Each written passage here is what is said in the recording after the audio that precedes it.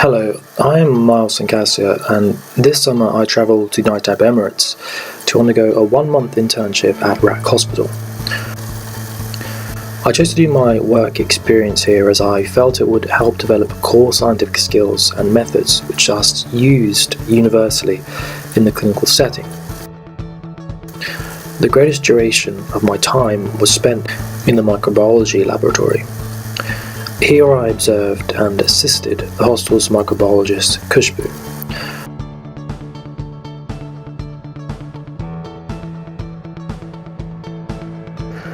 When a sample is first received, it is labelled with a date and a numerical value such as 1, which are then both logged into a book. The samples are then sorted according to their type, such as sputum sample, bile, and HVS. Culturing them happens by transferring a small portion of the sample into an agar-based culture medium. This medium is specific to each sample, offering organisms optimum environments for growth.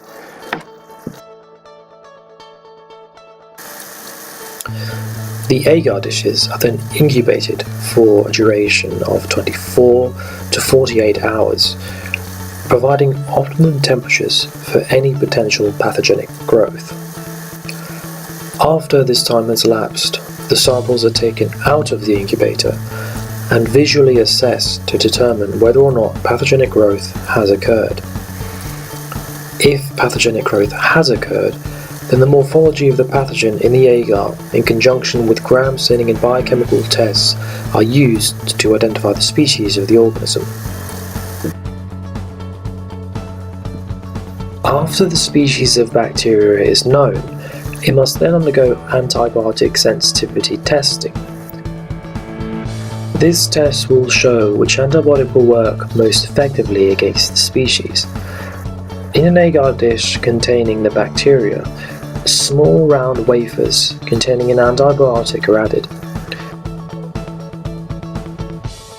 If the bacteria is sensitive to the antibiotic, then growth around the antibiotic is not possible.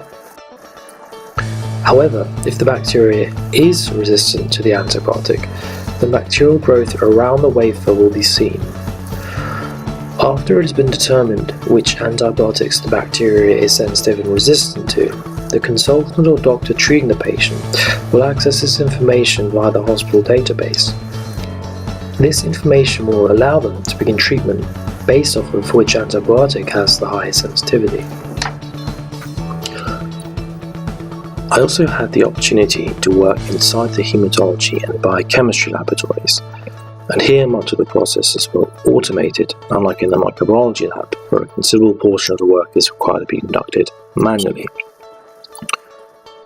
Reflecting on my experience, the 3 main themes which I encountered most were self-discovery, observation, and time management. Self-discovery inspired me to do my internship. I wanted to discover the extent of the relationship between the academic and work lab-based environment and see whether or not it was somewhere that I enjoyed being in. By keeping a record of daily events and then reliving the experience using different learning cycles, I've been able to understand the skills of reflective writing and the many benefits it has in the development of self. By observing supervisors, I was able to learn key methods and techniques used in clinical labs universally. I would later have the opportunity of applying this practical knowledge by performing these learned techniques on real-life samples, such as identifying a person's blood group and testing a blood gas level of a newborn child. Time management was also a key theme I felt very conscious about throughout my internship. Having little professional experience prior, I thought of ways I could maximize daily productivity and ensure I would not be late for work, like I usually am for lectures. I achieved this by planning my days ahead using a daily to-do checklist and sticking to a strict sleep and workout routine, which I had begun before the start of my work experience, so as to enable a smoother transition into the professional workplace. After completing postgraduate academia, I hope to pursue a career in drug design, I'm now certain that a professional lab-based environment offers a space in which I enjoy being in, and I'm able to professionally maneuver around thanks to the skills and capitals that I've cultivated during my work experience.